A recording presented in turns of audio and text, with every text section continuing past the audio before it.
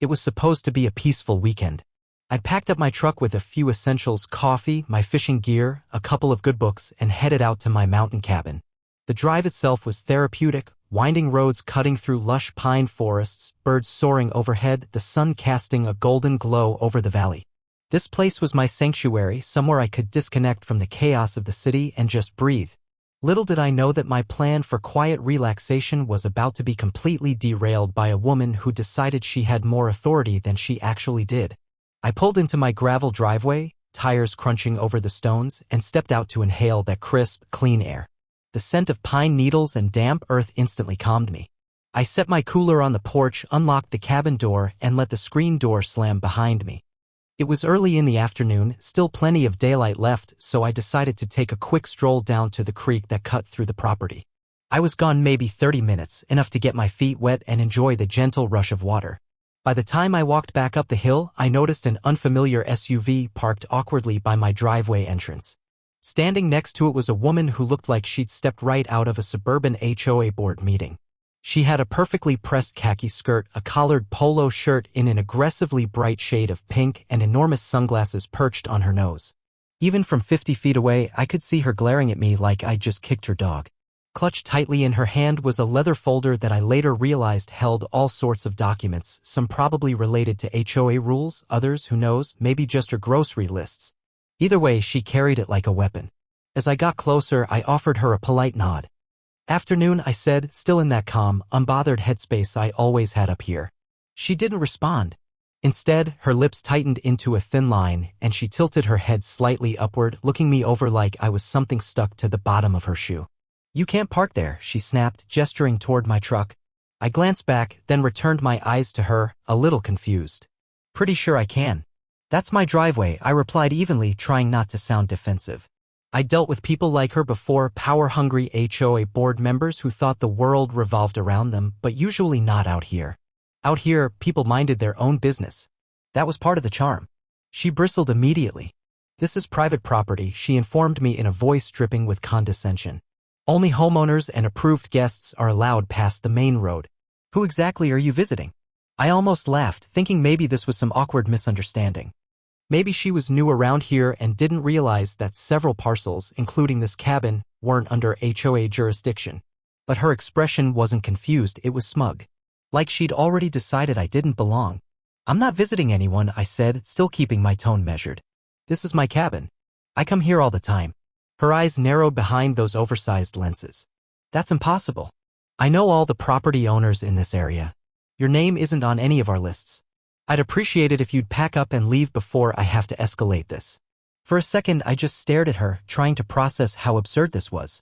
Here I was, standing on my own porch, being told to leave by someone who clearly didn't know the first thing about the land she was supposedly monitoring. Her entire demeanor screamed entitlement, as though she had some divine right to dictate who could exist in her line of sight. I leaned against the porch railing, crossing my arms. "Ma'am, I think there's some mistake here. This cabin and the land around it has been in my family for years. There's no HOA that governs this property." Her nostrils flared. "There absolutely is.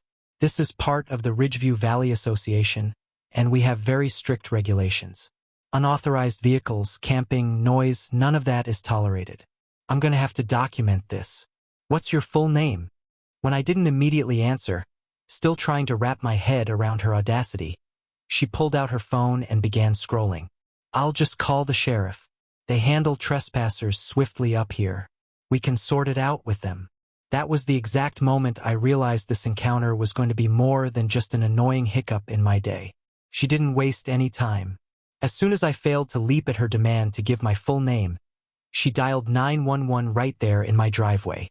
The confidence with which she tapped the screen and lifted the phone to her ear was almost theatrical, like she had rehearsed this exact moment in front of her bathroom mirror. Her eyes stayed locked on me the entire time, her lips curling into a little smirk that suggested she thought she was about to teach me a very important lesson. I stood there, arms still crossed, watching the whole thing unfold in a mix of irritation and disbelief. This woman didn't know me from Adam, yet here she was, treating me like some vagrant who'd decided to squat on someone else's land. It was almost comical if it hadn't been so infuriating. I could hear her side of the conversation clearly. She didn't even bother to step away to have her little emergency in private. Yes, hello? I need to report a trespasser, she began, pitching her voice just slightly higher as if to sound more distressed than she actually was. Yes, he's on private property. He's refusing to identify himself, says he owns this cabin, but I know for a fact he doesn't. I'm with the Ridgeview Valley HOA, and we've had issues with squatters up here before. The nerve of her. Calling me a squatter on my own land. My jaw tightened and I had to consciously keep myself from interrupting. This was already spiraling and I knew jumping in to argue would just give her more fuel. So I stayed quiet, letting her dig her own hole.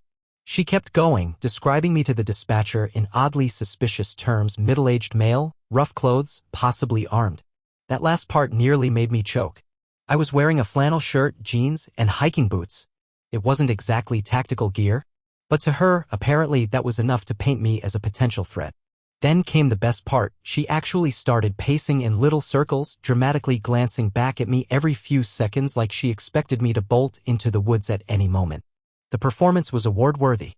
She ended the call with a sweet, "Thank you so much, officer, I'll wait right here," and then tucked her phone back into her handbag, visibly satisfied with herself.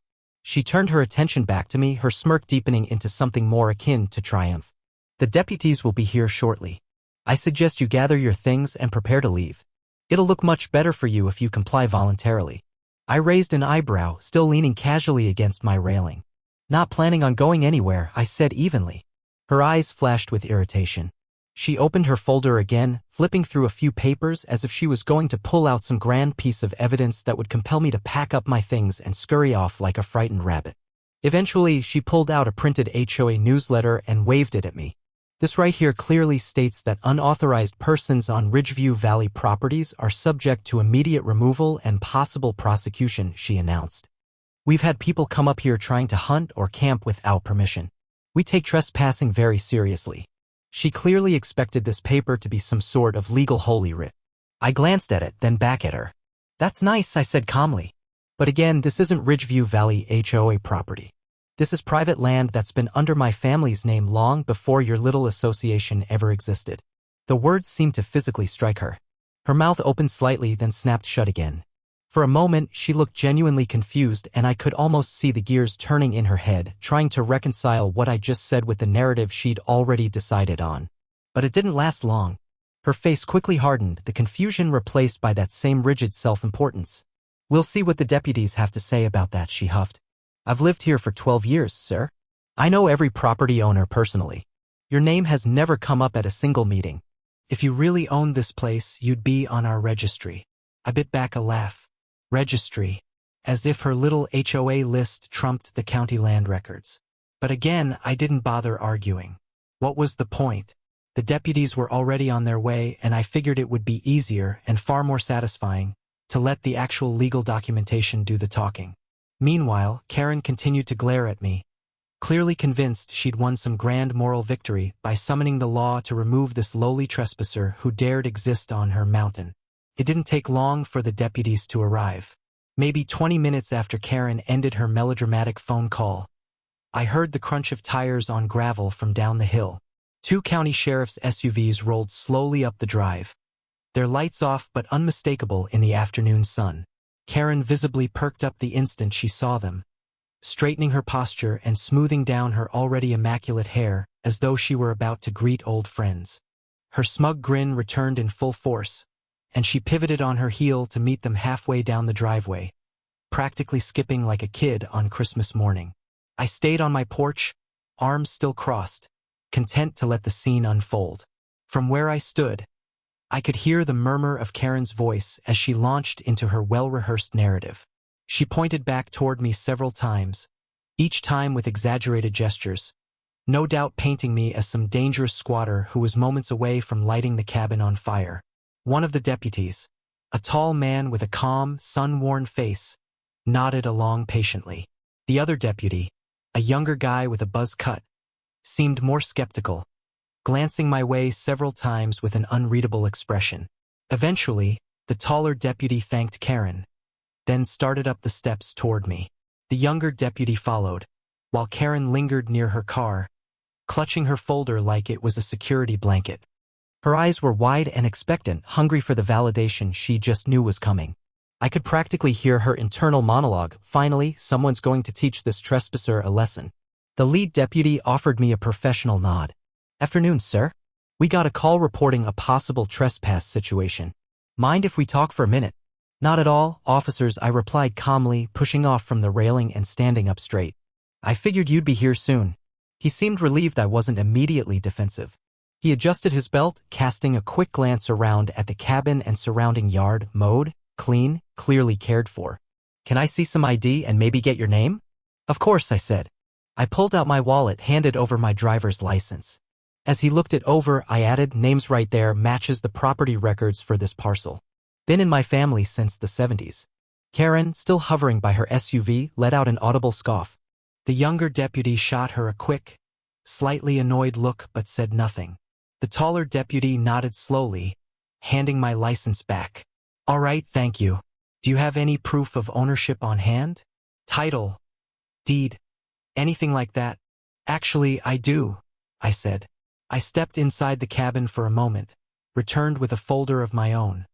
Far less dramatic than Karen's, but infinitely more legitimate. Inside were copies of my property deed, the official plat maps, and tax receipts from the county. I handed it all over. Both deputies took a few minutes flipping through the paperwork. The taller one seemed particularly thorough, tracing the lines on the plat map with his finger and matching them to his notes on a small tablet. Meanwhile, the younger deputy began casually making small talk, asking how long I'd owned the cabin, if I was up here often, things like that.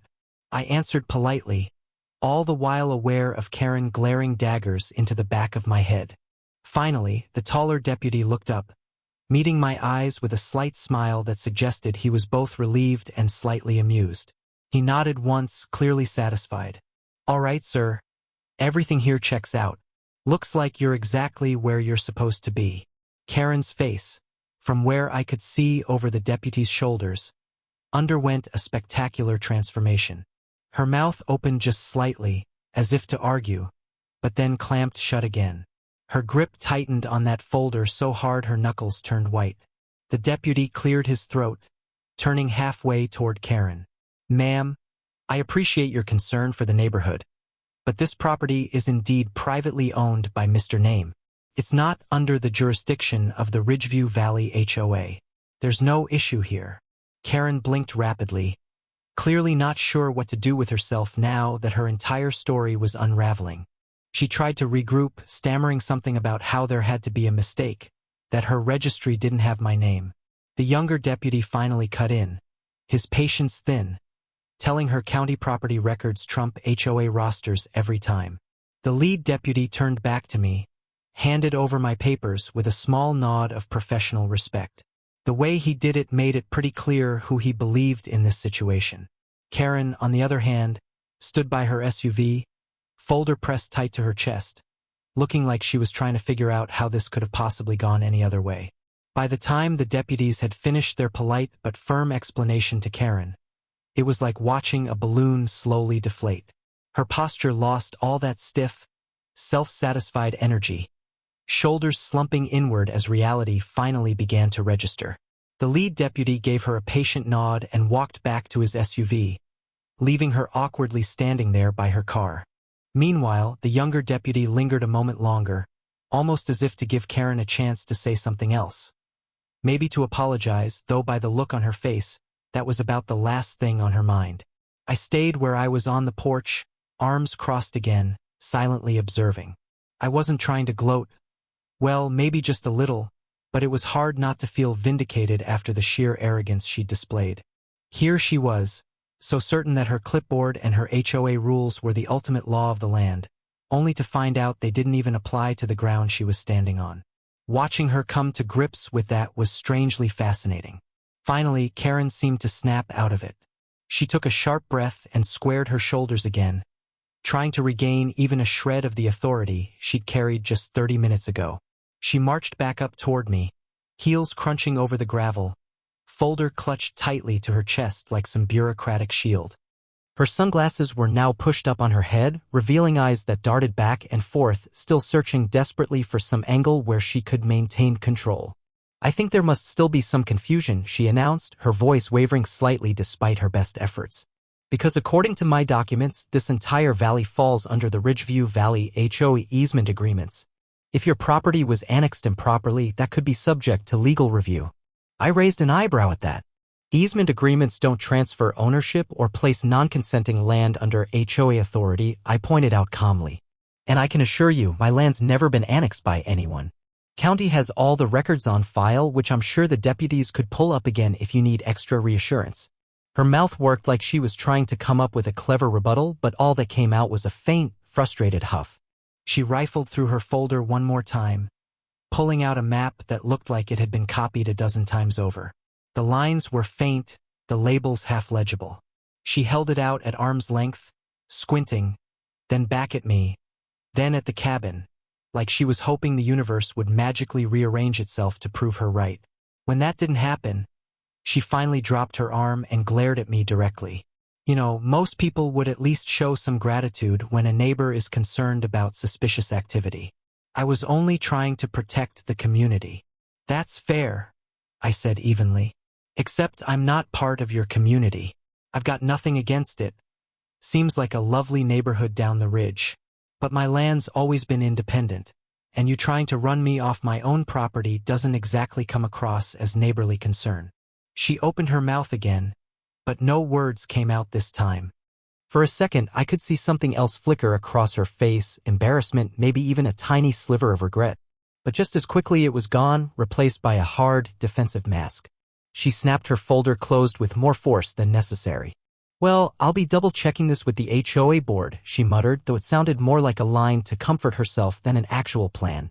If there's been an oversight, we'll address it appropriately. You're welcome to, I replied with a slight shrug. You'll probably end up right back at the same conclusion the county did. But by all means, feel free. Her nostrils flared again, clearly not satisfied but out of ammo. She took a step back, nearly stumbling on a loose rock, then quickly turned on her heel and marched back to her SUV.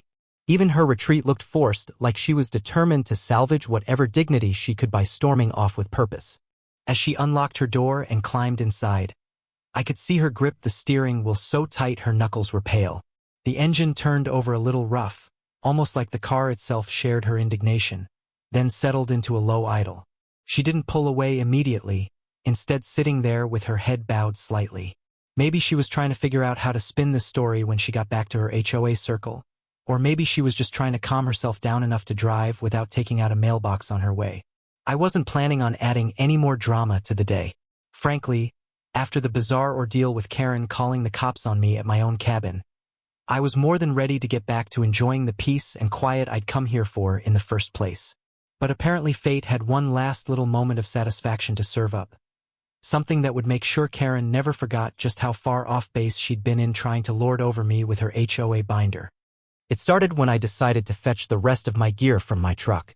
I figured if the confrontation was finally over, I could haul in my fishing rods, my cooler, and a couple bags of supplies without being scolded like a teenager sneaking into a country club pool. As I walked down the steps of my porch, I noticed Karen still hadn't driven off. Her SUV was idling by the edge of my driveway, windows up, her silhouette stiff behind the wheel. I tried not to pay her any mind. I popped open the tailgate and started lifting out my things. About halfway through grabbing my tackle box, I realized I'd left the property deed folder sitting on the porch railing. That folder had everything: plats, tax receipts, the works, and after the way Karen had fumbled through her copies of fuzzy maps, I figured it wouldn't hurt to keep it handy just in case she decided to restart her crusade with some new technicality. So I set my gear down and walked back to the porch. As I picked up the folder, the slight breeze flipped it open, exposing the very first page. My name in bold next to the property description. Then, right below that, was the line that always made me pause with a weird mix of pride and disbelief. Parcel owner? My name. Boundary. Ridgeview Valley encompassing entire tract comprising approximately 2,400 acres. I'd inherited the land from my grandfather, who'd bought up huge portions of the valley back in the day when prices were laughably low and nobody thought this place would ever become the sought-after retreat it was now. Over the years, parts had been sold off here and there, but I still held the vast majority, enough that the so-called Ridgeview Valley HOA technically operated on land leased or purchased out of what used to be a single deeded property under my family's name. And of course, in big letters across the summary page, it still listed, owner of remaining contiguous parcels constituting Ridgeview Valley proper. Meaning, while the HOA managed their lots and streets, the very land their fancy homes and community gardens sat on was originally, and in some legal sense still spiritually, tied to my family's holdings. If I wanted to really stir the pot, I could remind them all that their little slice of paradise existed thanks to deals my grandfather had once made. Karen, apparently unable to contain her nosy instincts even after her humiliating run-in with the deputies, rolled her window down just then. She called out in a tone that sounded forced, overly casual, like she was trying to pretend the whole police episode had never happened. You know, most people around here keep their property records with their attorney, she chirped, tapping her fingers on her steering wheel. Not that you need my advice, of course. I didn't bother rising to her bait. Instead, I held up the open folder, flipping it around so she could clearly read the parcel summary from where she sat. Even at that distance, the block letters were hard to miss. Her eyes darted down, squinting, then slowly widened as they scanned across the lines. She opened her mouth as if to say something but only managed a faint squeak, like her vocal cords decided to go on strike. I watched the realization crash through her. It was one thing for me to insist that I owned my cabin and a few acres around it. It was something else entirely to realize I held title to most of the valley that her precious HOA governed, including the roads, trails, and easements they were so fond of policing. Karen's face did a remarkable transformation in just a few heartbeats. Her brows shot up, her jaw dropped slightly, then she quickly tried to school her expression back into something neutral. But the damage was done. That smug superiority she'd worn like expensive perfume earlier was gone, replaced by the unmistakable pallor of someone realizing she'd spent the entire afternoon lecturing the one person in the valley she least ought to have antagonized. I didn't rub it in. I simply gave a polite little nod, closed the folder, and tucked it under my arm as I walked back to my truck. Her eyes followed every step, wide and unblinking, probably replaying every condescending thing she'd said to me since the moment she pulled up. By the time I started loading my supplies into the cabin, she was still sitting there in stunned silence, gripping her steering wheel like it might float away if she let go. When Karen finally pulled away, her SUV creeping down my driveway at a snail's pace, I stood on the porch for a moment just to take it all in. The engine noise faded into the trees, leaving behind the hushed rustle of wind through the pines and the distant chatter of jays hopping from branch to branch. The contrast between the chaotic energy she'd brought with her and the deep calm of this place couldn't have been sharper. It almost felt like the valley itself was exhaling after holding its breath the entire time she was here. I carried the last of my gear inside, settled it by the door, and then took a slow walk around the property just to ground myself again. My boots crunched over the sun-baked grass, a familiar sound that somehow always reminded me of coming up here as a kid, running wild with my cousins, building forts out of fallen limbs, fishing the little creek that snaked along the far end of the property. Back then, I hadn't cared who owned what. It was just our playground, stretching as far as we could roam before supper. Now, though, with people like Karen constantly sniffing around, the line between who belonged where had become this sharp, ever-present thing. I made my way past the old fire pit, then out toward the ridge that overlooked the main body of the valley. From here, I could see the rooftops of the Ridgeview community dotted among the trees, a patchwork of tan shingles and green lawns carefully manicured by crews they probably hired out of the nearest town. Beyond them lay the winding private roads and the communal park they always boasted about in their glossy newsletters. If Karen had bothered to look a little closer at the history of her precious HOA, she might have realized all that once came from a single transaction between my grandfather and a hungry developer eager to carve out a luxury enclave in what was then mostly wilderness. Even now, despite the boundary lines that had been drawn and redrawn over the decades, my family still held the deeds to the hills that cradled that tidy little neighborhood. Those wooded slopes were more than just a pretty backdrop. They housed the springs that fed the HOA's water table, the trails the residents liked to hike on Sunday mornings, the deer paths they pointed out proudly to visiting relatives. In countless quiet ways, my land was the skeleton holding up the body of their community, even if people like Karen never bothered to see it that way. It struck me again just how fragile all their carefully curated authority really was. Karen's entire sense of power seemed to hinge on clipboards, rosters, and a brittle belief that everyone would automatically bend to the will of her little association.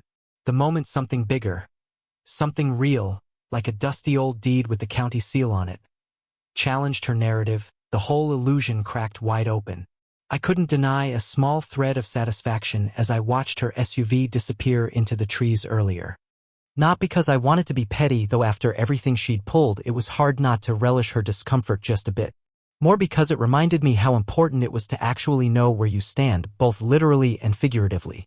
This land wasn't just a cabin and a view to me. It was part of my family's story, tangled up with decades of effort, memories, and old handshake deals that had gradually become the foundation for everything around us. Somewhere down below, I imagined Karen pulling into her neatly paved driveway, maybe immediately dialing up the HOA board to launch into a breathless report of what she'd learned, though what exactly would she even say? That she'd called the cops on the person who effectively owned the ground beneath their swimming pool? That she'd been so determined to flex her imagined authority that she ended up embarrassing herself in front of the deputies? I guessed she'd have to find a different angle if she wanted to save face. Maybe she'd frame it as an act of heroism, how she bravely investigated a suspicious person and ensured the safety of the whole neighborhood. Or maybe, in the quiet honesty of her living room when no one was around to hear, she'd have to admit she'd completely overstepped. As I stood there on the ridge with the sun starting its lazy slide toward evening, all that seemed 1,000 miles away, the only thing that mattered was the steady, enduring sense of belonging, knowing that no matter how many HOAs popped up or how many self-important neighbors decided to test their influence, the valley was still my home. The trees still whispered the same old songs. The creeks still laughed over their stones. And for all the signatures, fees, and newsletters people like Karen might wave around, none of them could ever really change that.